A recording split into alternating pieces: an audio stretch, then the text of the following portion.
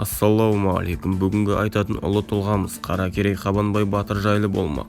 Біздің ұлы тұлғалар атты арнамызға жазылыңыздар және қолдау көрсетіңіздер. Сіздердің қолдауларыңыз біздің арна үшін өте маңызды. Және де осы ақпараттармен басқалармен бөлісе жүріңіздер, лайк басыңыздар. Ал ендеше бастайық. Қаракерей Қабанбай батыр 1692-1770 жылдар аралығында өмір сүрген қазақ батыры. Талантты қолбасшы дарабоз батыр. Азан шақырып қойылған есімі Ерасыл.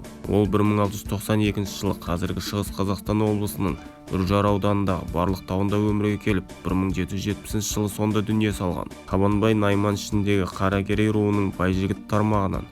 Жастайынан жаугершілік пен шапқыншылықтың зардабын көріп өскен Ерасыл бүкіл еліне, жұртына төнген зұлматтың қандай екенін бойына сіңіріп, сезініп өскен қазақ ұлдарының бірі. Кейбір мәліметтерде арқада туып, арқадағы Есіл мен Нұра ортасындағы Қабанбайдың Үшбұлақ аталатын жерде дүниеден өткен деседі. Ал сүйегі Үшбұлақтан 3 шақырым жерде Найман Қорым аталатын қырдың үстінде. Тарихи деректерде ту көтеріп ел қорған сүйікті батырына халық Ерасыл, Нарбала, Ізбасар, Қабанбай, Хан батыр, Дарабоз, Көкірек әулие деген атты есімдер берген дейді.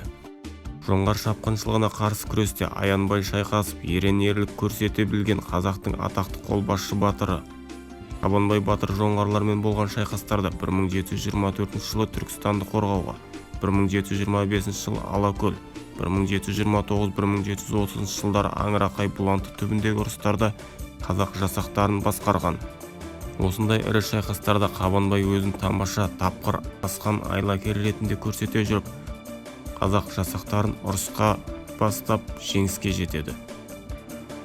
Осыған орай Абылай хан Қабанбай батырды елден ерекше дарабоз деп ардақ тұтқан. Осы ақпарат сіздерге пайдалы болса, басқа өзгелермен бөлісе жүріңіздер. Біздің арнаға жазылып, қоңыраушаны басуды ұмытпаңыздар. Комментарий қалдырыңыздар және де өзгелермен бөлісіңіздер. Сіздерге алдын ала рахметімізді айтамыз, алғысымыз шексіз.